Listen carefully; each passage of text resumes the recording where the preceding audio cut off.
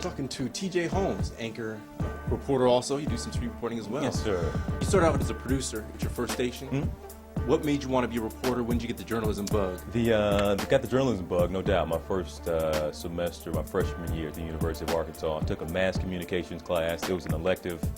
Fell in love with the live element of television. Stand by, camera 2. And I haven't looked back since.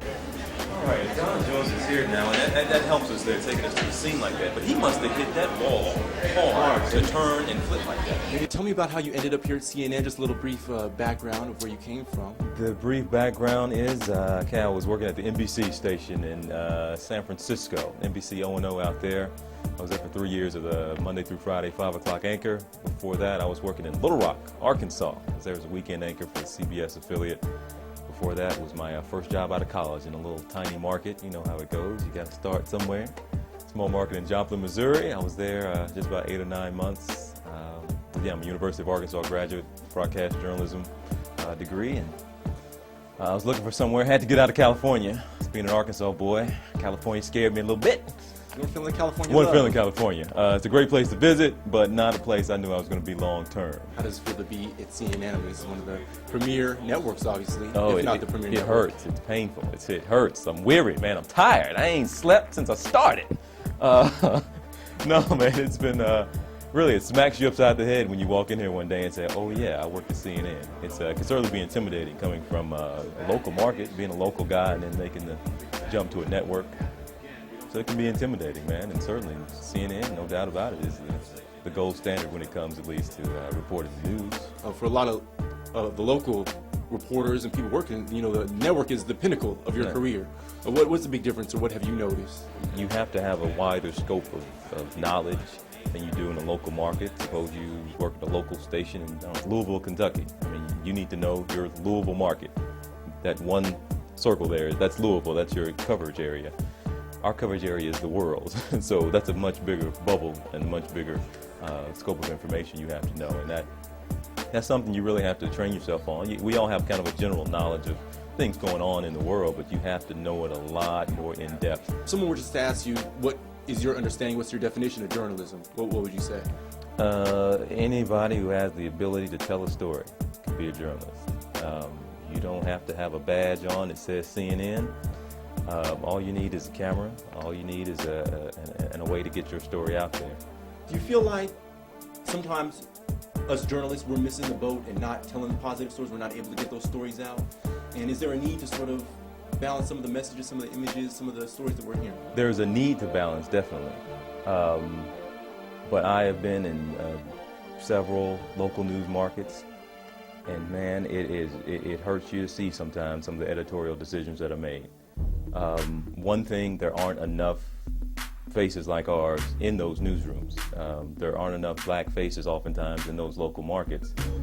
I can go in there all day long and pitch a story in the morning meeting, a positive story that I think is important that's happening in a black community.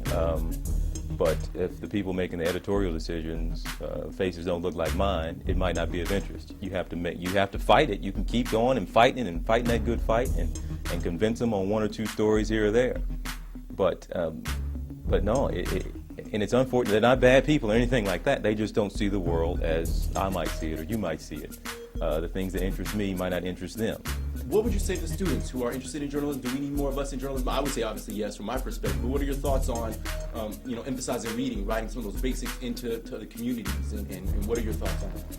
The more people you get, the more minorities, more women minorities, it'll be more representative of the real world and the real community, and then the news will end up reflecting that. It'll just naturally happen. And kids sometimes, but they don't hear, until they get my age, you know, I'm not an old guy yet, but it won't trigger until later on. It won't trigger as a high school student that they could make that kind of a change in journalism and in the news business. At that young age, they're thinking, I want to be an anchor, or they're thinking, I want to be on TV. They're not thinking, I want to tell this great story about my community that this news station isn't telling right now. They don't think that. It's just a way of thinking. It's hard to get a kid to think like that at that young age, even a college student. Just thinking, I want to be on TV. I want to be on TV. And if we could change that thinking a little bit, man, and see that you could infect the world and affect change in that other way, and not just by getting your face on TV. That'd be something else. You sort of bring the cool. Do you feel like you're bringing the cool to news? I mean, you have a very relaxed cool style. to news. Yeah, you see, you have a very relaxed style. I like to think of it as I'm bringing sexy back. Actually, I'm kidding, dude. I'm kidding. No, you know what has worked for me, and it's been working for me for a while, and I'm going to stick with it till it stops working, is just being myself. People can watch all day long and say, I want to be like that guy. That guy is on a network news, then I need to do what he's doing. And people try to emulate what they see some anchor do. Why? I mean, anybody can try to be like that guy. There's so many people like that guy. The only way you're going to stand out is if you be you, because there's nobody on the planet that's like you. It looks like a tragic mistake. What does TJ stand for? Is those your initials? Is that a secret? I could tell you, but then we had to take your camera. That is, it's a kind of a family nickname, so yeah, TJ. All right, cool. Spending a few minutes with TJ Holmes. I appreciate it, bro. No worries, man. Good to meet you. Likewise.